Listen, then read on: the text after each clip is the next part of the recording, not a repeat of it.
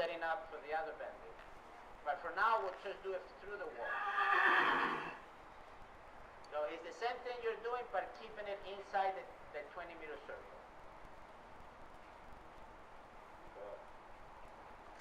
There you go. So just begin the canter to the right. Yeah. Good. There you go. And then when you come around the gazebo, come back to the walk and turn into the center line.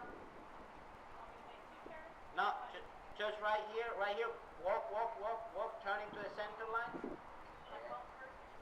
No, yeah, just turn. And here, when you get to the circle, you push the hind end to the right with your left leg until you're facing to the left. And then you pick up the canter out of that. There. Good. And then, same thing. When you come around, before the gazebo, come back to the walk, turn into the center line.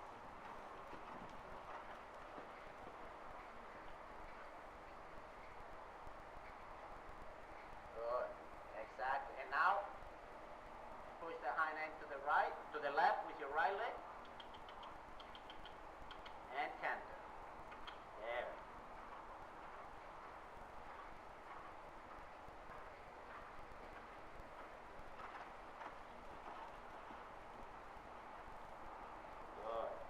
Same thing, before the gazebo, come back to the walk.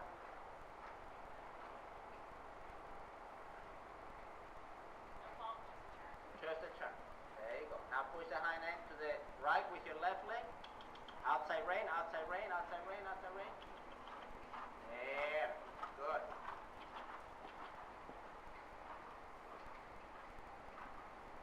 Good.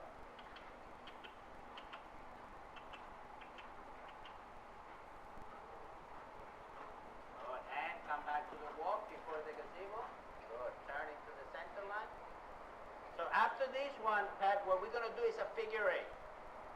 So every time you come through the center line, now push the hind end to the left with your right leg and canter. Now when you come around, turn into the center line at the canter. There you go. So now when you come around, turn into the center line and walk. And push the hind end to the right with your left leg. There you go. But let her walk for a little bit and really get the hind end to move. There. Come back to the walk, straight. Now push the hind end to the... Okay. There you go. Come back to the walk. Come back to the walk. Good. Oh. There you go. So... Okay. Let me ask you. Yeah, go ahead. All right. So the inside leg goes back into the outside leg. Yeah. But I need that canter so that I can drop it back down. Yeah, but that's the thing. It's like you go, you say like you come on the left, you come here, and then you walk, you push her over a little bit just to kind of face her in that direction. Then you relax. Yeah, then you relax, then you actually canter. So it's just kind of like a little bit, relax, and then you continue. Just to kind of start. Because what is going to happen next time when you come into the canter and you think you do a lead change, she's already going to set herself up because she's thinking of this exercise.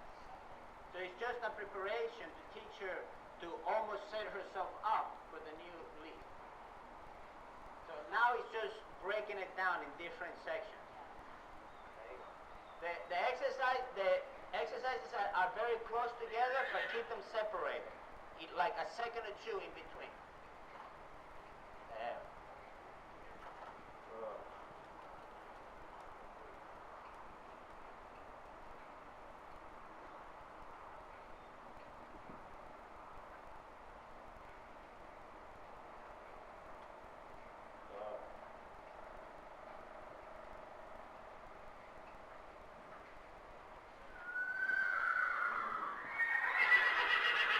Come back to the walk, push the hind end a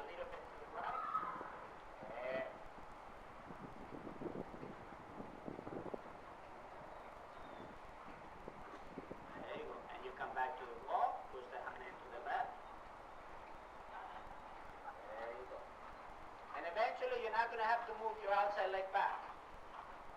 You just have to ride the horse. There you go.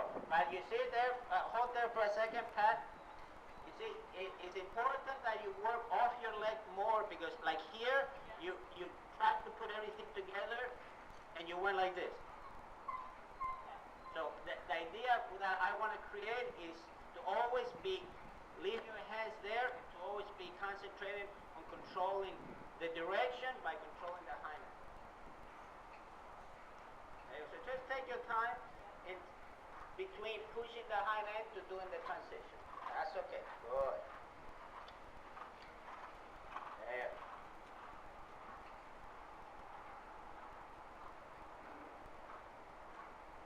There you go. Come back to the wall. Sit. Good. Let it go straight. Now just push the hind end a little bit. Like think at leg yield. There you go. Now here. There. Good. And come around. Straight. Leg yield. There you go. There you go. Good. That's it. That's it. Much better. Much better. Much better. Good. That's it. That's it exactly. Good. And walk. Good. Better. That's it. For me, the biggest problem in the legions is that usually horses don't let the rider set them up. And they start anticipating the legions like she tried a few times. So this exercise for me is very good because you get the horse used to let you push his body this way, push his body this way, because then it's just keeping her in the canter and changing your leg and she's there. That was very good. I think for me the idea of the sit, the way from the people that I learned with and anybody that knew anything, when you put your weight to the left, the horse always drifts a little bit to the left because the horse always wants to be under your weight. So when you sit back more through the back of the saddle and you activate the hind legs, the horse is going to want to step under more than going forward. So if I want the horse to go forward, then I sit more through the front of the saddle or I do rising trot. When I want the horse to come more under than going forward,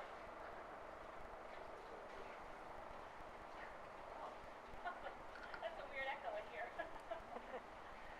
so when you want the horse to come more under than going forward, then I sit back and you can ride them forward, they're just coming more under than going forward. So they're actually collecting more than making the stride bigger. So I think that's good with her. She's seasoning, and there's so many studs around here.